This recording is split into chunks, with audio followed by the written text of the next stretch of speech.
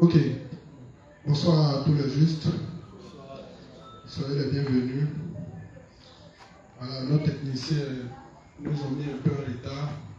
Voilà, sûrement la fête n'est pas encore finie pour certains. Donc ils ont oublié qu'aujourd'hui il y a enseignement. Mais nous allons toujours continuer dans le même thème, avec le même thème qui est l'administration de l'Église et l'explication du cahier de projet. Nous sommes aujourd'hui le 10 janvier 2022. Voilà, donc nous allons toujours continuer avec le même thème. Donc, comme d'habitude, on va demander à mon frère Josias d'introduire la prière pour qu'on puisse commencer l'enseignement. Donc, si on va se disposer pour prier rapidement et on va continuer notre enseignement sur l'administration de l'Église et l'explication du cahier de projet. Ok, donc les justes, tous ensemble, on va commencer par la confession des foi des justes. Prions. Père Céleste, nous te remercions de nous avoir rendus sans péché devant toi pour toujours, car c'est tous les jours de notre vie de foi que nous voyons que nous péchons en parole, en pensée, en action, volontairement et involontairement, et que nous devons juger et soutenir en fait tous nos péchés. Notre amour est apporté pour nous. Nous envoyons le Seigneur Jésus-Christ comme sauveur, c'est lui qui passe en baptême au Jourdain, accompli par Jean-Baptiste, pour celui tous nos péchés originels, nos péchés passés, présents, futurs. Par sa mort à la croix, il détruisit ce corps de péché, purifiant notre conscience de péché. Par sa résurrection, il vécut la mort, celui des morts et l'enfer pour nous. Par son ascension dans le ciel, il effaça notre nom, inscrit dans le livre des œuvres, et inscrit notre nom dans le livre des vies. Il obtient l'éternel pardon pour nos péchés, et il nous permet d'avoir le Saint-Esprit qu'il a voulu nous donner à ceux qui croient en ses œuvres. Mais par ses œuvres, nous délivrons une fois pour toutes des fausses doctrines des démons et de Satan. Merci Seigneur de t'avoir rendu juste et sans péché devant toi pour toujours. Amen. Voilà, donc on va prier pour que l'Éternel prenne les pas de nos frères qui ne sont pas encore arrivés et qui nous disposent nous-mêmes. Prions. Éternel mon Dieu, mon roi, merci de nous disposer pour l'enseignement. Merci d'écarter de nous tout esprit de distraction, toutes ces choses-là. Merci de presser les pas de nos frères qui ne sont pas encore arrivés pour qu'ils puissent venir. Nous allons confier le prédicateur de ce soir, l'inspecteur Hassan, que le Dieu des justes veille sur lui, qui le dispose et qui éloigne de lui la distraction et le stress et toutes ces choses-là. Prions. Éternel mon Dieu, mon roi, merci de disposer ton serviteur, merci qu'il ne puisse pas être stressé, qu'il puisse nous enseigner. Comme on vient d'un long congé, on va essayer de se rassurer que les uns et les autres n'ont pas oublié le peu que nous avons appris durant ce temps sur le cahier de projet et l'administration dans l'Église. Donc, on va essayer de faire un bref rappel, voilà, pour permettre à tous ceux qui nous prennent en marche, qui n'ont pas été là dès les débuts, de pouvoir aussi comprendre ce que nous sommes en train de faire et de pouvoir aussi nous suivre. Donc, le temps est vraiment parti. Donc, si deux personnes peuvent nous dire ce qu'ils ont compris et permettre aussi aux autres de comprendre, ça va nous faire énormément plaisir. Donc, on a besoin de 2 ou 3 personnes pour nous mettre dans le bain de la chose afin que nous puissions continuer notre enseignement. S'il vous plaît, rapidement, que quelqu'un se décide. Voilà. On veut voir simplement si la fête n'a pas balayé tout ce que nous avons fait ici. Voilà. On veut voir si vous êtes vraiment présent de corps. Voilà, parce que les gens étaient concentrés sur la fête. Pour ceux qui étaient parents, ils étaient en train de se préoccuper comment ils allaient habiller leurs enfants, comment ils allaient avoir de quoi manger, comment payer pour lui. Donc tout le monde était stressé. Voilà, donc la fête est finie maintenant. Unis au projet de l'Église pour que cette année-là, nous puissions faire un grand pas en ce qui concerne le projet que nous avons ici en Côte d'Ivoire. Et comme je le dis, le projet n'est rien d'autre que de permettre que toute la Côte d'Ivoire soit inondée de l'évangile d'eau et d'esprit. Et pour cela, ça demande des stratégies, des systèmes de combat. Ça demande à ce que nous puissions implanter des zones, des lieux de culte partout, sur tout le territoire, afin que Dieu lui-même, par son Esprit Saint, puisse conduire tous ceux qui sont chargés et fatigués dans ces différentes zones ou dans ces différents lieux de culte-là. Donc, voici notre objectif. Voilà, notre objectif, c'est que cet évangile-là, qui est le véritable évangile qui a disparu depuis l'an 313, l'histoire que la plupart d'ici vous connaissez parce que on a pris la peine de répéter, voilà, comment l'évangile a été dénaturé au profit de ces fausses doctrines, à commencer par le catholicisme romain, précisément en l'an 313, jusqu'à ce qu'on arrive dans la période des réformateurs de 1500. Donc, l'évangile que nous prêchons ici est la stricte vérité.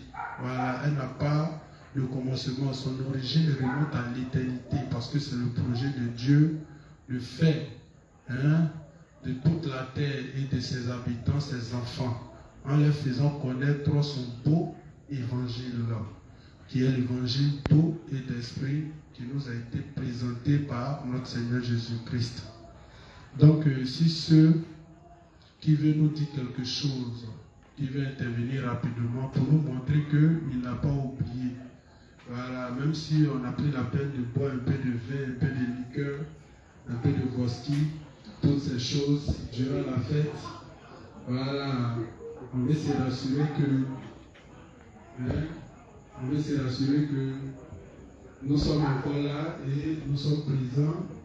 Nous avons retenu quelque chose durant cet enseignement-là. Donc, qui veut bien dire quelque chose? Le temps est déjà parti, comme je vous l'ai déjà dit. Rapidement, l'intervention de 2 ou 3 personnes. Peu importe, ce que tu as retenu, ce qui t'a plu, ce que tu as compris. Peut-être que tu étais dans cette église, tu ne savais pas réellement ce que nous étions en train de faire, tu ne savais pas où on est quitté, tu ne sais pas où on s'en va. Et maintenant, à cause de la présentation du projet de l'église et comment les choses sont structurées ici, peut-être tu as compris quelque chose, tu as partagé cela avec nous. Voilà, qui veut intervenir? Vas-y, il y a une main rapidement derrière.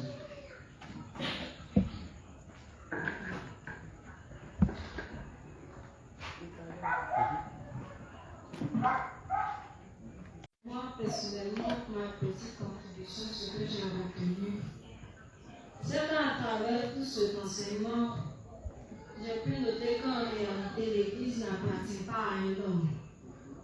Ce n'est pas un ministère comme ce qu'on a eu l'habitude de voir quelque part, où c'est le fondateur, même s'il n'est pas là, c'est géré comme un héritage familial. C'est ce que j'ai retenu à travers l'enseignement. Donc je le dis pourquoi? Parce que on a vu à travers le cahier de projet et aussi le cahier des principes que le pasteur leader vraiment a pris la peine, le temps, l'énergie vraiment de pouvoir mettre en place.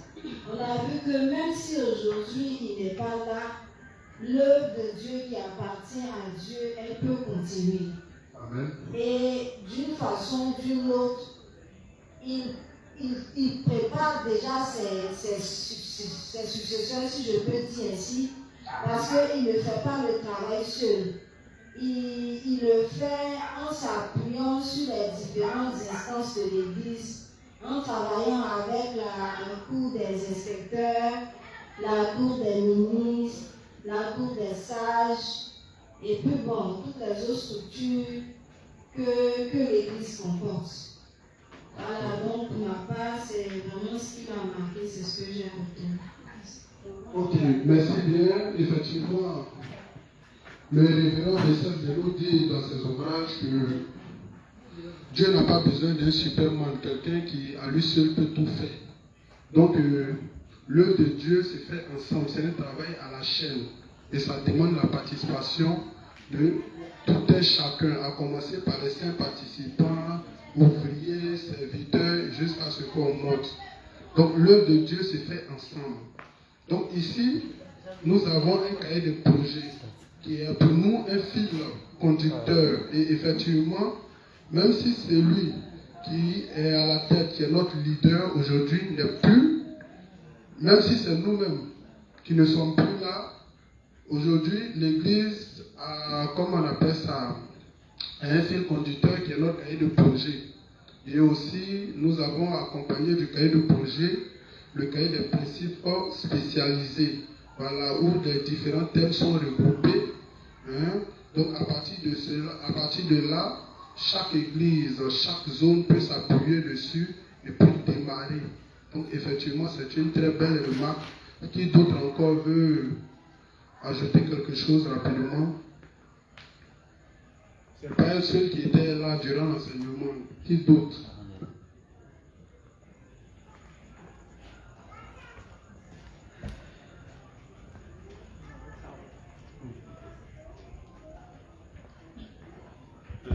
Moi, c'est juste Amos. Ok. Ce que j'ai vu à travers cet enseignement, bon, pour dire généralement, l'Église ne fonctionne pas dans le billard.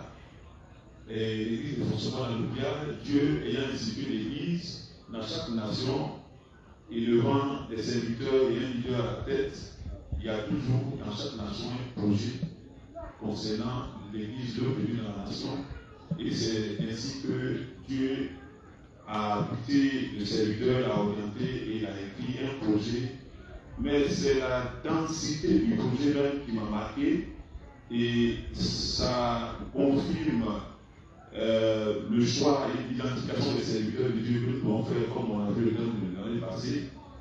Et puis, j'ai écrit d'une telle façon que j'allais dire tout s'est retrouvé dedans. Comment le fonctionnement doit se faire, comment on doit travailler, comment on doit vivre une vie de foi.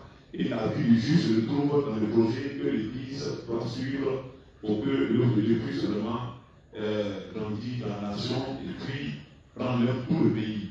Voilà. Et à travers ce projet, on voit même des stratégies de comment faire pour que Dieu bénisse la nation. Parce que ça nous amène à prêcher plus l'évangile. Parce qu'il y a un ordre qui est établi, il y a, à travers le projet, il y a des stratégies depuis les territoires, etc. Beaucoup de choses que nous avons vues. Mais derrière tout ça, j'ai une préoccupation. Le révérend a commencé à travailler là-bas en Corée. Et ici en Côte d'Ivoire, le pasteur Tago a commencé à travailler. Ma préoccupation est de savoir est-ce que l'Église de Corée fonctionne selon le projet de Côte d'Ivoire, comme le projet de Côte d'Ivoire est écrit, ou bien dans chaque nation, un serviteur de Dieu est inspiré, Dieu, en fonction des besoins du pays, Dieu lui donne écrit un projet pour que l'Église puisse fonctionner, ou bien c'est de la même manière que ça fonctionne comme ça en Corée, c'est la même manière ici qui a été reproduit, je veux un peu savoir, je ne sais pas. D'accord, merci bien. Quand on lit les livres, le révérend dit qu'il est le leader mondial et il explique un peu comment il est devenu le leader mondial après avoir découvert l'évangile et après avoir fouillé sur la plateforme qui est Internet, voir